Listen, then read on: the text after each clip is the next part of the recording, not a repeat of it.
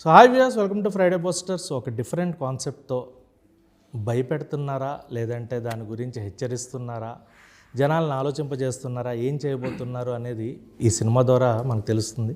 So ఆ cinema పేరేంటి కాదు, హనీ అని టైటిల్ పెట్టారు. బట్ ఒక డిఫరెంట్ కాన్సెప్ట్. టీజర్ చూస్తే ఖచ్చితంగా భయపడతారు.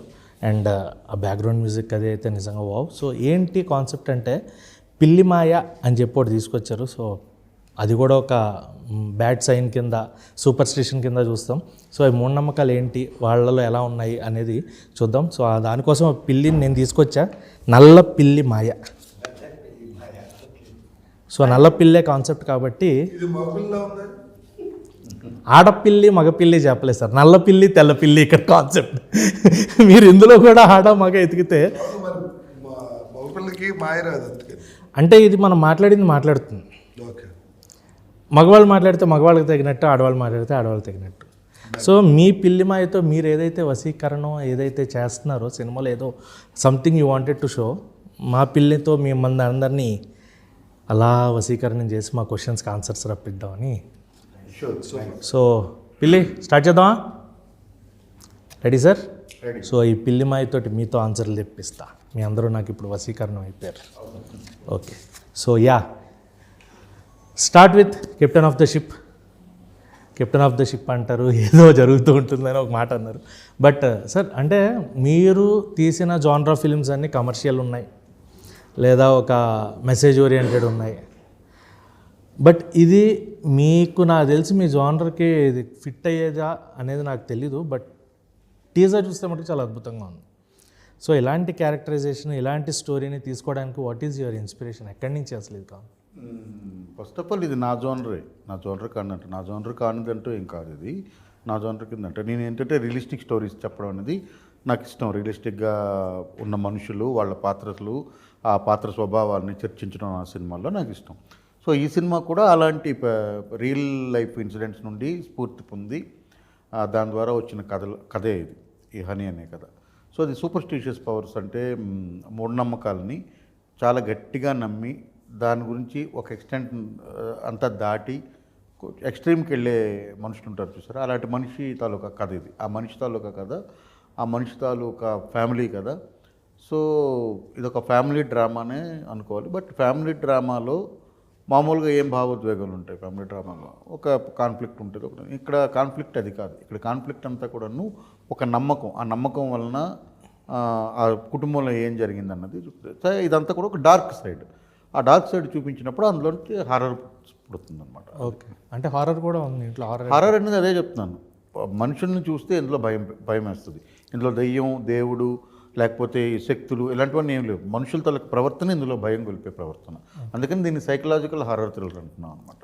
Super. So psychological horror thriller, మనిషి ప్రవర్తనే భయంకరంగా ఉంటుంది. ఇక్కడ మనకు అలాంటి ఒక మనిషి ఉన్నారు. మామూలుగా ఆయన చూస్తే భయపడతాం, కానీ ఆయనతో మాట్లాడితే తెలుస్తుంది ఆయన మనస్తత్వం ఏంటి అని. సో రాజా రవీంద్ర గారు, అంటే సార్ నేను స్టార్టింగ్ ఇప్పుడు కాదు, మిమ్మల్ని ఫస్ట్ టైం చూసినప్పుడు ఏంటి ఇలా ఉన్నాడు, మాట్లాడాలా వద్దా అని ఒక భయం ఉంది. అండ్ మీరు చేసే క్యారెక్టర్స్ అన్నీ కూడా దానికి రెప్లికేటెడ్గా ఉంటాయి మాకు అన్నీ కూడా.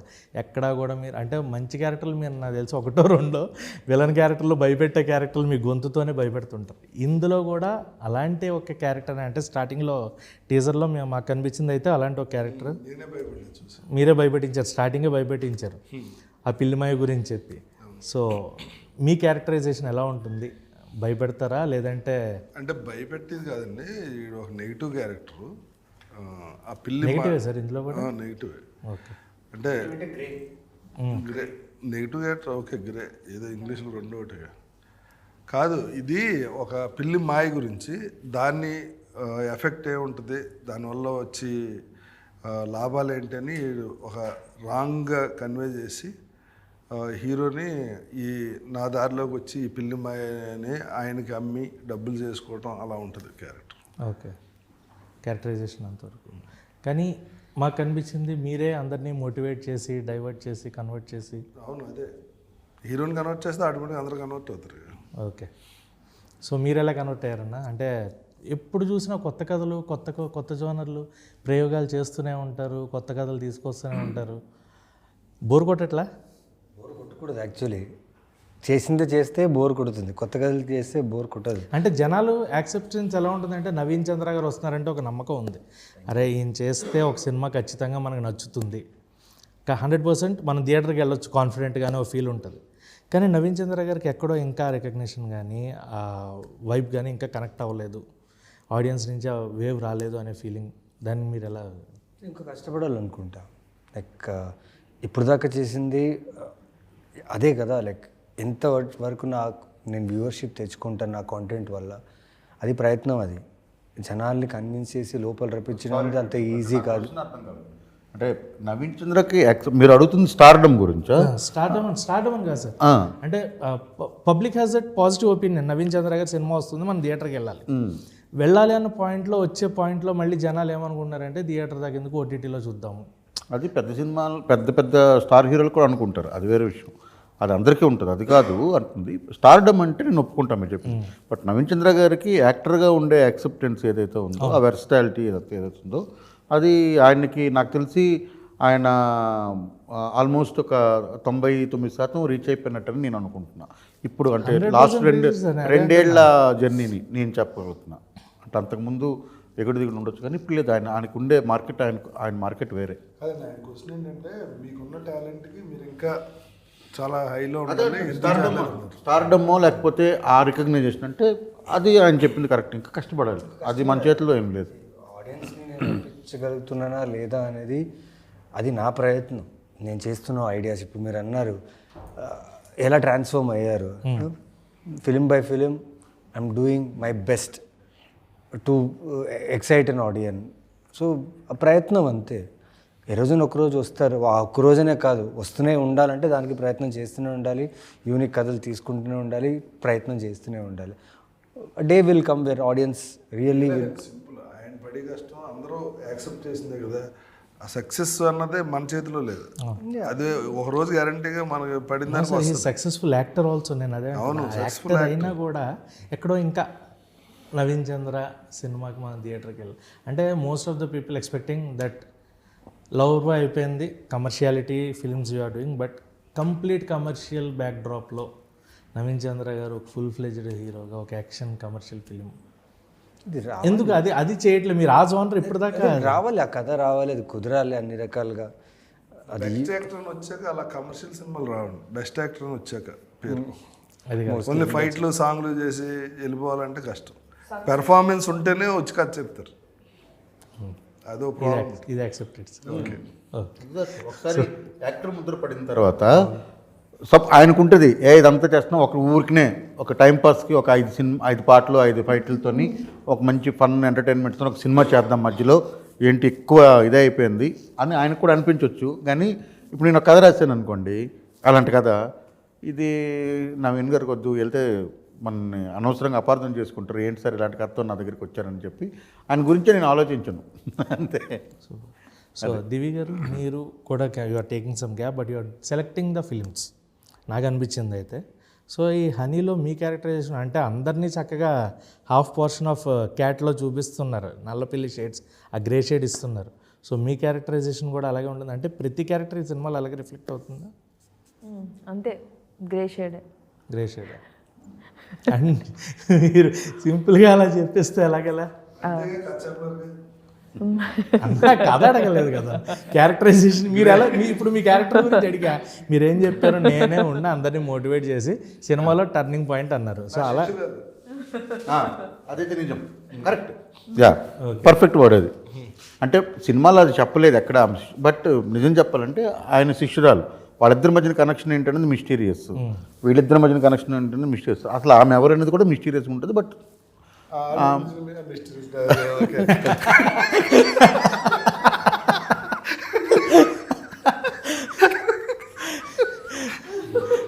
మాకు ఇందుకే రాజా రవీంద్ర గారు కావాలి అడిగింది. సార్ రవి గారు, సో ఇలాంటి సినిమా మీద అంటే ఇప్పుడున్న టైంలో ఒక ప్రొడ్యూసర్ వచ్చి ఇన్వెస్ట్ చేయాలంటే దట్ వాజ్ నాట్ ఈజీ. చాలా బ్యాక్గ్రౌండ్ వర్క్, వెనకాల ఎంతో బ్యాక్గ్రౌండ్ వర్క్ చేసి సో ఒక సినిమా మనం ప్రొడ్యూస్ చేస్తున్నాం అంటే there should be some profit for us. మీకు ఎక్కడ కాన్ఫిడెన్స్ వచ్చింది సార్? అంటే నవీన్ చంద్ర గారు వచ్చారు, కరుణ్ కుమార్ గారు వచ్చారు. ఇవి కాకుండా what is that one point మీరు ట్రిగర్ అయ్యి అరే ఈ సినిమాని ప్రొడ్యూస్ చేయాలి అని ముందుకు వచ్చింది? నేను చెప్తాను. ఆయన సైకలాజికల్గా థ్రిల్ ఫీల్ అయ్యి ఈ సైకలాజికల్ థ్రిల్లర్గా ఒప్పుకున్నారు. నాకు డౌట్ సార్, రాజా రవీంద్ర గారు ఖచ్చితంగా మిమ్మల్ని మౌల్డ్ చేసి సార్ మీరు చేయాలి, మీరే చేయాలి. లేదు ముందు మీరు అనుకున్న తర్వాత రాజారేంద్ర గారు వచ్చారు యాక్చువల్గా. ఓకే, మీరు వచ్చి కథ బేసిక్గా కథ మీద నమ్మకంతో చేసింది. కథ మీద నమ్మకం, డైరెక్టర్ నా ఫ్రెండ్, అంతా కలిసి చేద్దాం అనుకున్నాం. సో కథ చెప్పగానే నాకు నచ్చింది. సో వితౌట్ చేద్దామని ఆయన సైకలాజికల్గా థ్రిల్ ఫీల్ అయ్యి సైకలాజికల్ థ్రిల్లర్ చేశారు. సరే సార్, కాదన కానీ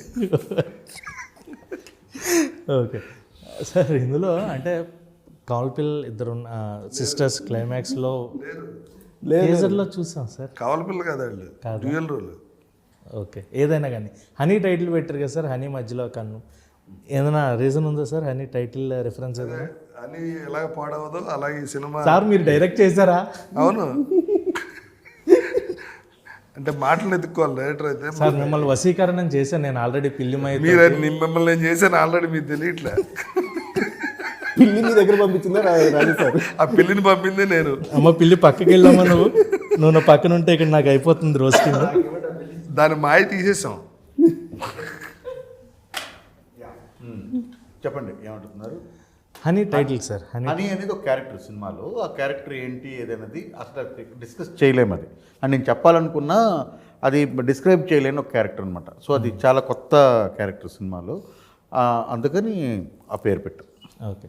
సో రాజా రవీంద్ర గారు ఎంత చెప్తున్నారు కదా, మీరు నమ్ముతారా మూఢనమ్మకాలని? మీకేమన్నా ఈ సినిమాని మూఢనమ్మకాలు నమ్మొద్దని.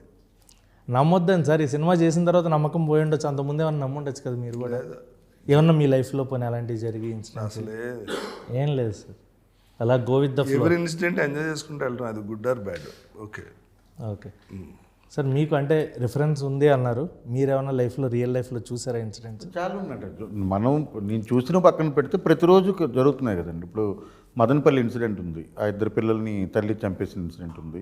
తర్వాత అలాంటివి మీకు ఎవ్రీడే మీరు రేపటి నుండి కూడా any news paper 4th page 5th పేజీలో ఉంటాయి. అది 4th 5th పేజీలో ఇలాంటివి పడతాయి. క్షుద్ర విద్యలు ఉన్నాయన్న నెపంతో ఒకరిని చంపేస్తారు, లేకపోతే ఇంకోటి జరిగింది, ఏ మూఢనమ్మకాలకు బలైపోయిన వాళ్ళు నరబలి ఇస్తున్నారు, ఇవన్నీ ఉన్నాయి చూసారా. ఇవన్నీ కూడా దీనికి రిలేటెడ్. ఒక మూఢనమ్మకం అనేది బలంగా పాతుకుపోయిన ఒక వ్యక్తి గురించిన కథ కాబట్టి ఇది సంబంధించింది. నేను మీ క్యారెక్టరైజేషన్ అంటే ఆ లుక్ చూస్తుంటేనే ఒక భయంకరమైన ఫీల్ వస్తుంది. మీరు తీసుకున్న ఛాలెంజ్ ఏంటంటే కొంచెం లావ్ అయినట్టు కూడా కనిపిస్తున్నారు according to the poster wise. మీరు తీసుకున్న ఛాలెంజ్ ఏంటి ఆ లుక్ వైజ్ కానీ, ఆ కళ్ళు, ఆ సీక్వెన్స్ కానీ? ఛాలెంజింగ్ కాదు, బట్ క్యారెక్టర్ బ్రీఫ్ ఇచ్చినప్పుడు మనం ఎంత డీప్గా దాన్ని అర్థం చేసుకుంటాం అనేది important. When director gives brief explanation about the character, so a ఎక్స్టెంట్కి తీసుకెళ్ళాలి అనేది అది నా డిసిషన్ అయితే, ఆ ఏ ఎక్స్టెంట్లో స్టాప్ చేయాలి ఇంత చాలు అనేది డిసిషన్ డైరెక్టర్ది. సో ఆ ఛాలెంజ్ కన్నా mutual exchange of craft was చాలా ఇంపార్టెంట్. సో ఐ థింక్ ఆ క్యారెక్టర్ రావడానికి కారణం అదే, mutual understanding of the character and the script. చిన్నది యాడ్ చేస్తాను దానికి. ఆయన తీసుకుంది అంటే ఆయన చెప్పట్లేదు, ఆయన హంబుల్గా ఉండదు, దాన్ని మాట్లాడట్లేదు. కానీ ఇప్పుడు ఆ ఫోటోషూట్ చేసిన రోజు ఎగ్జాంపుల్ చెప్తున్నారు. ఆ ఫోటోషూట్ చేసినప్పటికీ మీకు ఆర్మ్స్ చూడండి, చెస్ట్ ఇవన్నీ ఉన్నాయి కదా, అందులో ఏది మీకు ఫ్యాబ్రికేటెడ్ ఇమేజ్ కాదు అది. అంటే గ్రాఫిక్స్ ఏం చేసింది ఏం లేదు, డైరెక్ట్ ఇమేజ్ అది అంతే. ఓకేనా? సో ఇప్పుడు దానికి ఆ పొట్ట కావాలి కదా. పొట్ట ఎందుకంటే ఆయన ఒక 8-9 ఏళ్ల పాపకి తండ్రి. ఓకే, సో 8-9 ఏళ్ల పాప తండ్రి, అది ఉపాసన చేసేవాడు నువ్వు కనిపించాలి అంటాడు. దేహదారుడు ఉండి కానీ ఈ నెవర్ మేక్స్ ఆ 6 ప్యాక్ ఇది చేసుకునే మనిషి కాదు కదా. సో దానికన్నా ఆయన ఏంటంటే అది చెద్దన్నం అంటాం చూసారా, ఆ రోజు ఆ చెద్దన్నం తిని, చెద్దన్నాన్ని ఒక 12 గంటలు ఊరబెట్టుకొని ఆ ఫోటోషూట్కు ముందు రోజు అది తిని డైరెక్ట్గా వచ్చారు. దానివల్ల ఏంటంటే లోపల చిన్న ఇది ఓకే ఫామ్ అయ్యి అది చిన్న ఆ పొట్ట వస్తుంది అనమాట.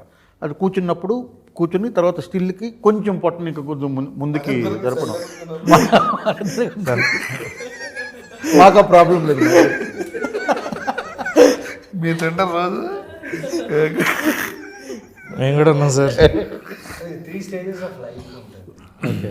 టీజర్లో చూశారు కదా, ఆఫీస్ స్టేజ్ ఒకటి, మిడ్ లైఫ్ ఒకటి, అండ్ తర్వాత ఎండ్ లైఫ్ ఒకటి ఉంది.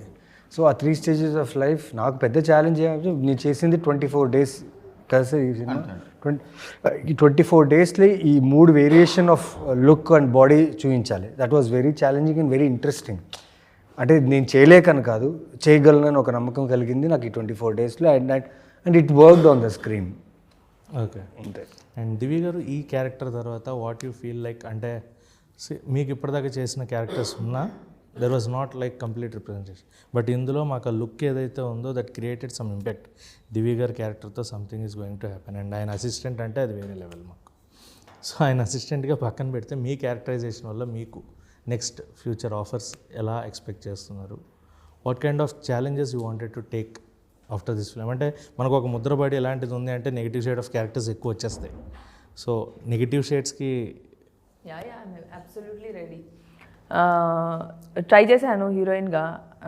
ఇంకా ఇంకా పెద్ద పెద్ద సినిమాలు రావాలని అనుకుంటున్నాను, పెద్ద ప్రాజెక్ట్స్ రావాలనుకుంటున్నాను. If that is not happening, పెద్ద ప్రాజెక్ట్లో నెగిటివ్ రోల్గా వస్తే ఖచ్చితంగా ఐఎమ్ రెడీ. అంటే I'm ready for all the roles, all different types of roles. నేను ఎప్పుడు ఈ రోల్ అయితే వద్దు, ఆ రోల్ అయితే వద్దు, ఇలా అయితేనే చేస్తా, అలా అయితే చేస్తా అని ఎప్పుడు అనుకోలేదు.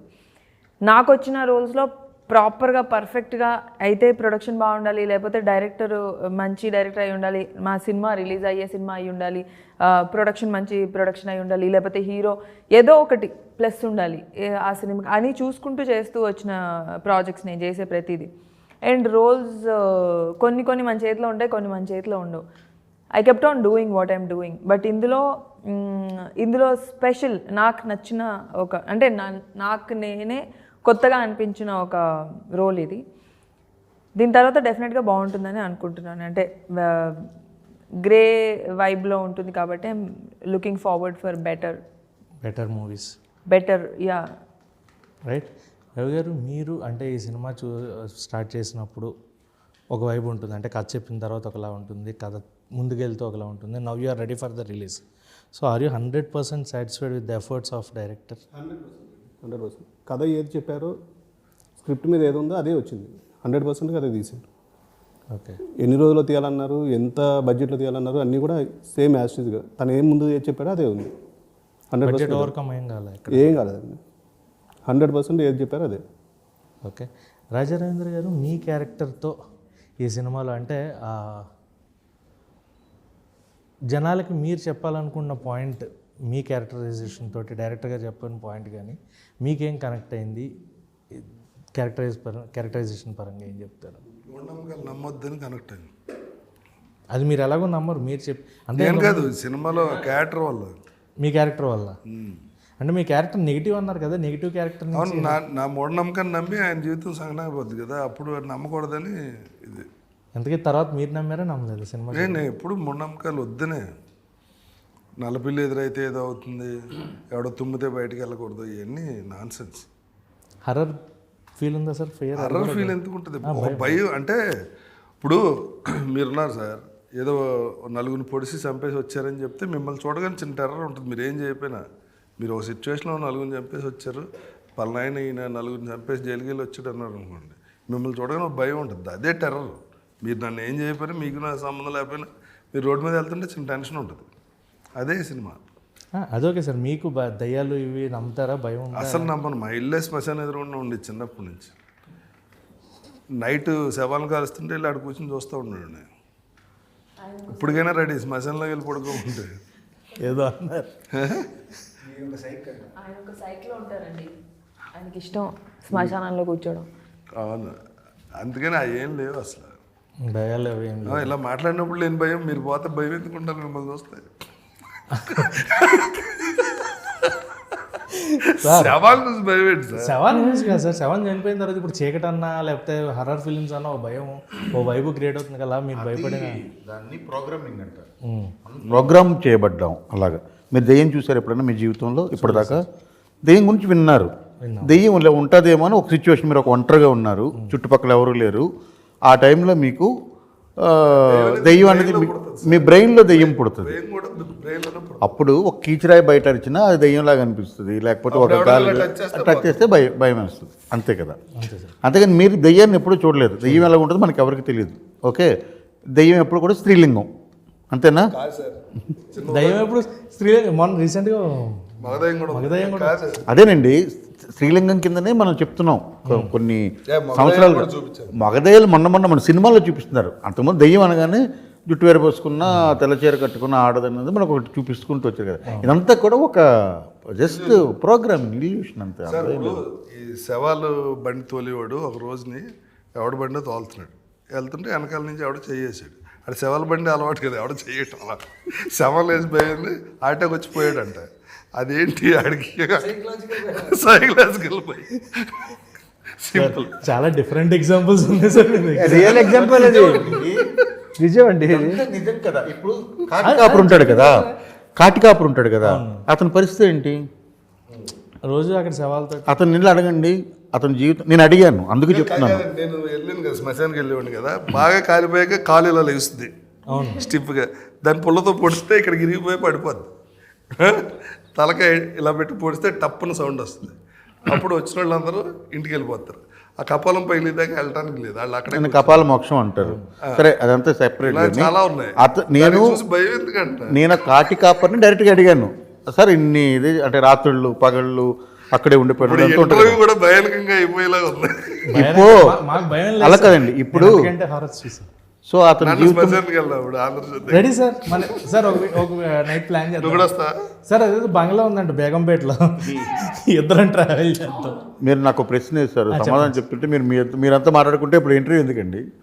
మీరు ఇరిటేట్ అవ్వకండి. లేకపోతే ఏంటి సార్, నేను ఏదో చెప్పాలంటే ఇప్పుడు బాగానే ఉండదురుగా, ఇప్పుడే సార్ సీరియస్ ట్రై చేశారు, వర్కౌట్ ఊరికే చెప్పండి సార్. ఫ్లో అయితే మళ్ళీ మళ్ళకండి. అతన్ని అడిగానండి, అంటే మీరు అడిగింది ఆ కాటికాపర్ని అడిగితే ఆయన ఏం చెప్పాడంటే ఆయన జీవితం మొత్తం మీద ఎప్పుడు దెయ్యాన్ని అయితే ఆయన చూడలేదు, శవాలని కొన్ని వందల శవాలను చూశాడు, ఆయన దెయ్యాన్ని ఎప్పుడు చూడలేదనే చెప్పాడు ఆయన. అంతే. ఓకే, అంటే సో అంటే శ్మశానంలో ఉన్నోడే ఎప్పుడు దెయ్యం చూడలేదు, అంటే అది ప్రొఫెషన్గా ఉండదు, అంటే అదంతా మన ఇల్యూషన్ అంటున్నాను అంతే. దెయ్యాన్ని చూసిన వాళ్ళు అయితే ఎవరు లేరండి. ఈరోజు ఇంటర్వ్యూ చేసిన మొత్తం 12 ఇంటర్వ్యూలు అనుకుంటాను, 12 మందిలో ఎవరు కూడా నేను చూశాను ప్రత్యక్షంగా అయితే ఎవరికి అనుభవం లేదు. ఇప్పుడు ఇక్కడ దాదాపు ఒక 40-50 మంది ఉన్నాం పొద్దున్నుండి, వీళ్ళెవరికి కూడా లేదు. అందరూ విన్నారు, చూశారు. ఎక్కడంటే సినిమాల్లో చూశారు, అది మళ్ళీ మనం క్రియేట్ చేసిన దెయ్యం అంతే. ఓకే సరే సార్. నవీన్ చంద్ర గారు, దివి గారు, మీ ఇద్దరికి ఏమన్నా ఎక్స్పీరియన్సెస్ ఉన్నాయి పర్సనల్గా? ఆ భయం లేదంటే ఏ మూఢనమ్మకాల మీద వాటి మీద? నేను లైక్ గోస్టో లేకపోతే స్పిరిటో నెగిటివ్ ఎనర్జీ ఉందని నేను నమ్ముతాను. దానికి ఫామ్ లేదు. బట్ మనకున్న ఒక స్పెషాలిటీ ఏమంటే మనం ఫీల్ అవ్వగలం, okay something is wrong here, ఇక్కడ మనం ఉండకూడదని ఫీల్ అయ్యి వెళ్తాం.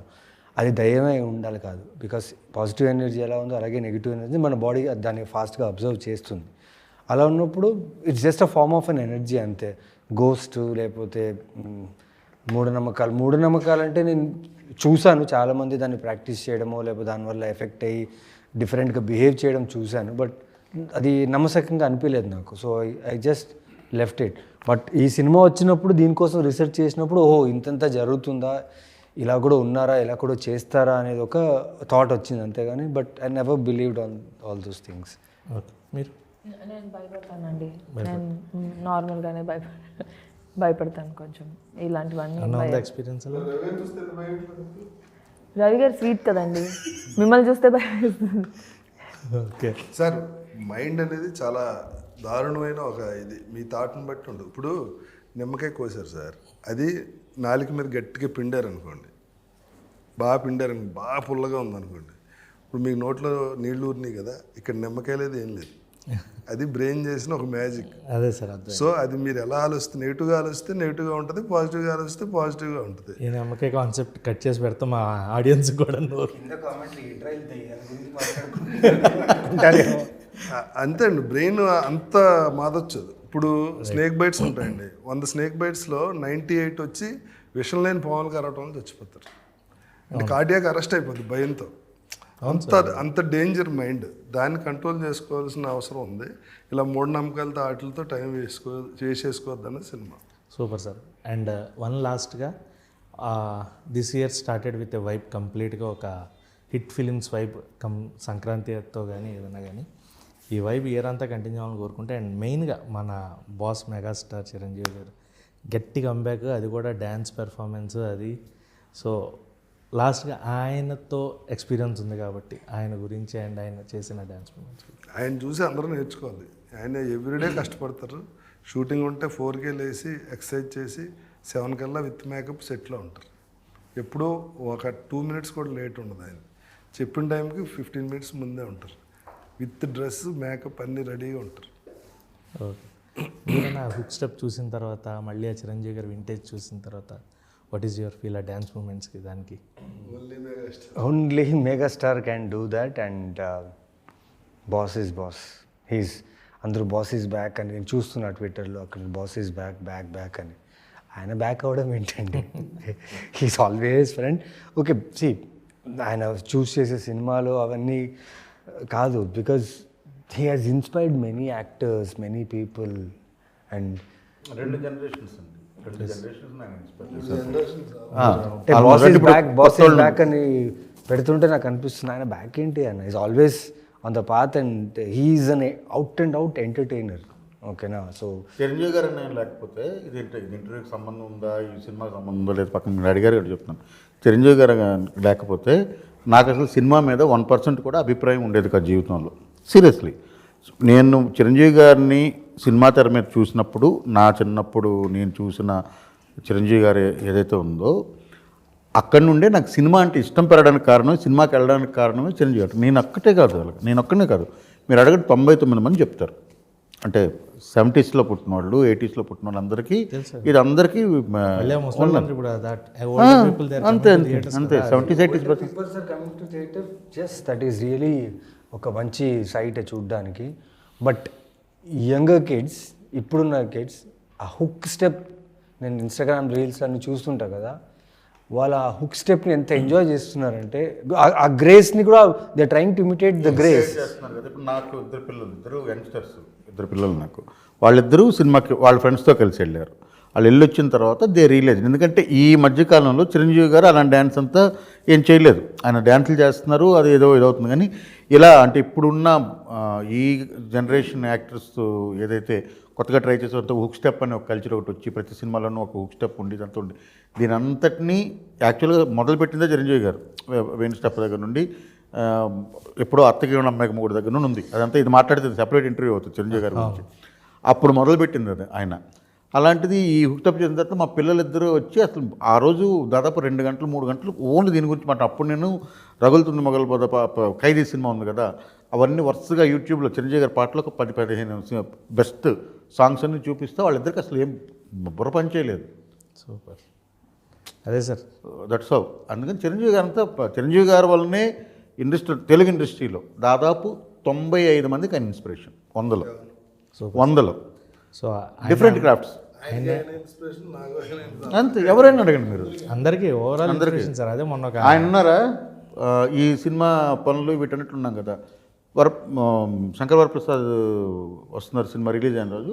ఫస్ట్ మిడ్నైట్ ఎన్నింటికి వెళ్ళారు? మార్నింగ్ షో కదా, మార్నింగ్ షోకి వెళ్ళాడు ఆయన. మార్నింగ్ షోకి వెళ్ళి ఆఫీస్కి వచ్చారు ఆయన ఫస్ట్. సార్ అదే సార్, అందరికీ ఇన్స్పిరేషన్. మొన్న ఒక రైటర్ కూడా చెప్పింది అది, మనకు మెగాస్టార్ ఉన్నారు, ఆయనకి ఏ మెగాస్టార్ లేరు అని.